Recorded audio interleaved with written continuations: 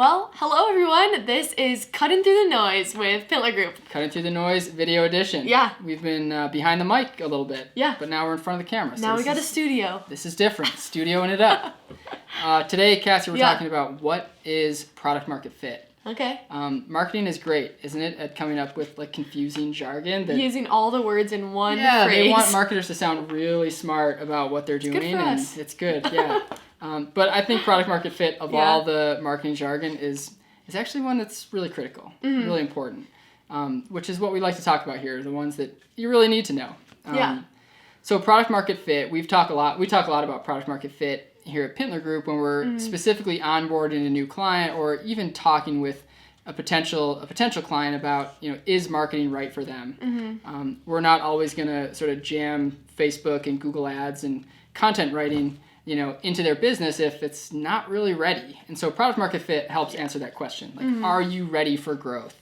One of the things that Dave McClure of 500 Startups, and a lot of these concepts come from the startup world, but apply to any business, product, or service out there, is product market fit. And he asks the question, like, would your customers be upset if your product just disappeared off the face of the earth?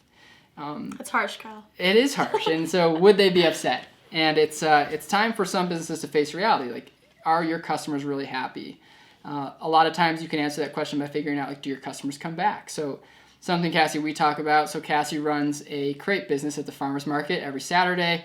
And I'm guessing you have some repeat customers. Yep. Yeah. We have some people that always order the same crepe and show up every weekend. And come back. And so that tells you and us and any marketer that you have reached product market fit. The customers would be upset if they showed up to the farmer's market and guess what? There's only lettuce and onions, and crepes are gone. That's it. Yeah.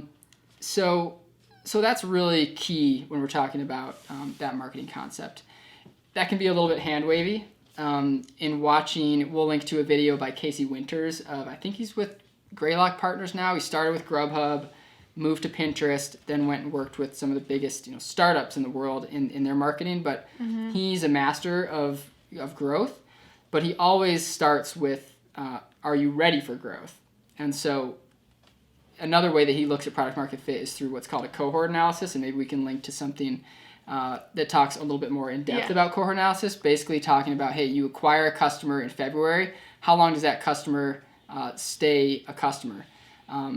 Thinking about an example like DoorDash, you sign up for DoorDash spends a ton of marketing acquiring you as a customer. You've seen Facebook ads, billboards, bus ads, Google ads, all the ads, and you sign up. Well, maybe that return on marketing spend makes sense because you stay a customer for the next 10 years. When it stops making sense to acquire a customer at that kind of marketing spend is when you acquire a customer, they stay for 2 months, and then they never use your product again. Yeah. So we asked the question earlier, every time you get a new phone or you start running out of storage and you have to take pictures of your nephew, and it's like, hey, your phone is out of space. Yeah. You have to eliminate an app.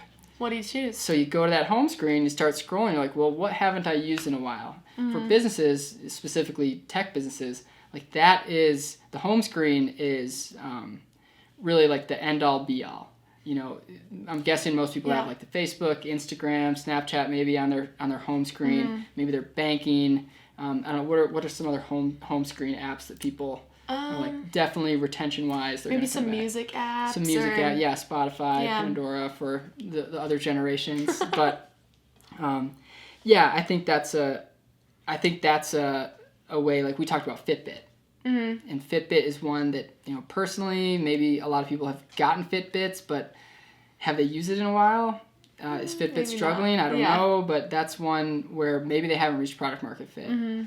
But if you have reached product market fit, then you might be ready for growth. So when do you ask yourself this question, if you've reached product market fit? I think you ask when, you should be asking it all the time. And you can get the answer by talking to customers, or maybe anonymously, or maybe some customer surveys, and just figuring out, like, what do you love about our product? What can we be doing better? Your data will tell you this also. Like, you can look at this today if you're a business and you haven't thought about the concept, but you're wondering, hey, have I reached this? You can look and see, what are my repeat customers, or what are my repeat website visitors doing? Like, jump into Google Analytics and see if you can find that. And But I would definitely ask it if you're getting ready to spend some money on marketing. Okay. So if you're on the hunt for a marketing firm and you're wondering like, okay, I'm ready to, take this business to the stratosphere. Let's do this. Before you do that, we want to make sure as a responsible marketing agency that you have customers that care about your product.